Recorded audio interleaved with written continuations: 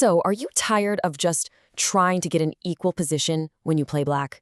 Do you want to make a statement from move one, a statement that says you're not just here to draw, you're here to win? Well, if that's you, then let's get right into it. We're going to dive into the most aggressive, the most complicated, and yeah, the most rewarding opening for black out there, the Sicilian Defense.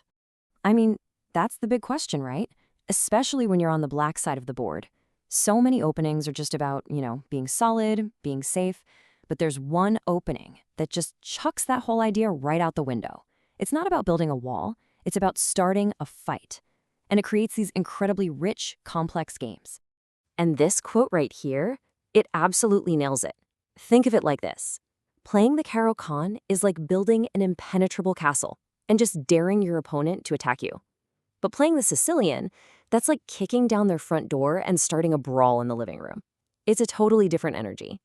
And believe it or not, it all starts with this one simple-looking move. White plays 1e4, the most common first move, grabbing space in the center. And instead of just copying them with 1e5, black plays 1c5. And this move is just genius. You're using a pawn from the side, a wing pawn, to immediately challenge the center, putting pressure on that key d4 square. Right away, the game is unbalanced. So what's the big idea? Well, black has a really clear strategic goal from the get-go. You are perfectly happy, in fact, you're hoping to trade your c-pawn for white's d-pawn.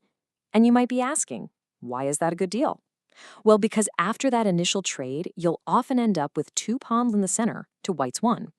And that central pawn majority, that can become a powerhouse that wins you the game later on. Now, if your opponent is feeling brave, they're going to accept your invitation to this fight. They'll play knight to f3 and then push their pawn to d4. And boom, we're headfirst into the open Sicilian. This is the main arena.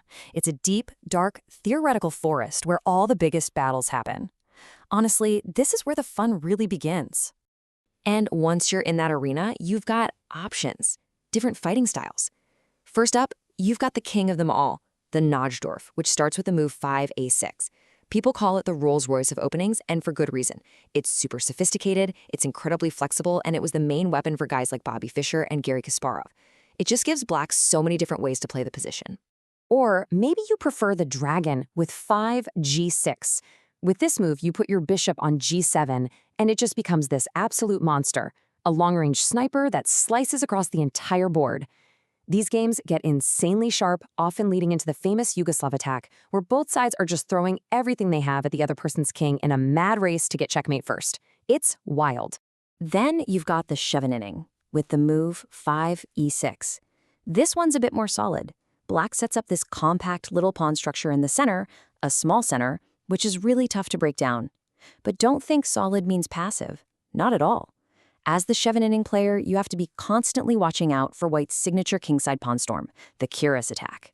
It can get really dangerous really fast. And finally, for all you gamblers out there, we've got the Sveshnikov with 5e5. This is a fascinating one. You make a kind of deal. You willingly give yourself a long-term weakness, this little hole on the d5 square. But in exchange, your pieces get to jump into the game with incredible energy. You're basically betting that your active pieces will be worth more than your slightly worse pawn structure. It's a real high-stakes approach. Okay, so picture this. You've spent weeks, maybe months, studying all these crazy, complex lines. You're ready for a battle. You sit down, you play 1.c5 with confidence, and then your opponent just refuses to fight. They see the brawl you're trying to start, and they want no part of it. What happens then?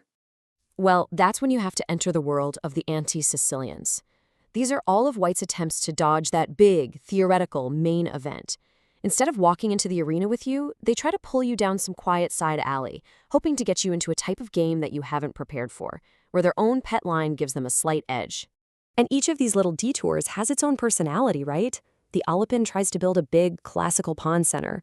The close Sicilian completely avoids opening things up, leading to this slow, positional game.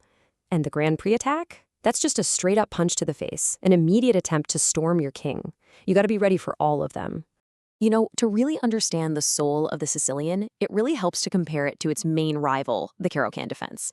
Because choosing between these two isn't just about what moves you like, it's about your philosophy. It's about what kind of chess player you fundamentally are.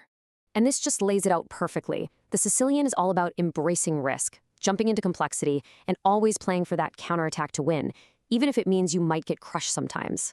The Caro-Kann is the opposite. It's about being a rock, minimizing risk, and just trying to outlast your opponent from a super solid foundation. So is your weapon a double-edged sword, or is it an impenetrable shield? Your choice says a lot about you. Okay, but all this attacking potential, this promise of winning games, it all comes with a pretty big catch.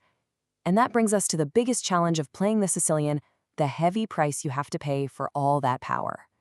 And look, there's no way to sugarcoat this. It's the absolute truth. The Sicilian is one of the most theory-heavy openings in all of chess. This is not an opening where you can just play by the principles and hope for the best.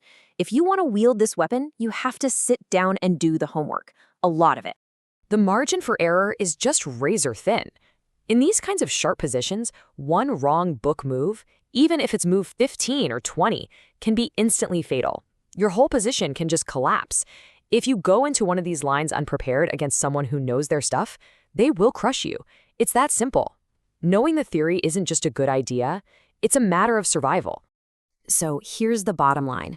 The Sicilian Defence is a direct path to creating the kind of imbalanced, exciting games where you are truly fighting for a win with the black pieces. It's the weapon of choice for countless world champions, but it demands everything: your time, your dedication, your courage. It is a path to victory, for sure. The only real question is, are you willing to walk it?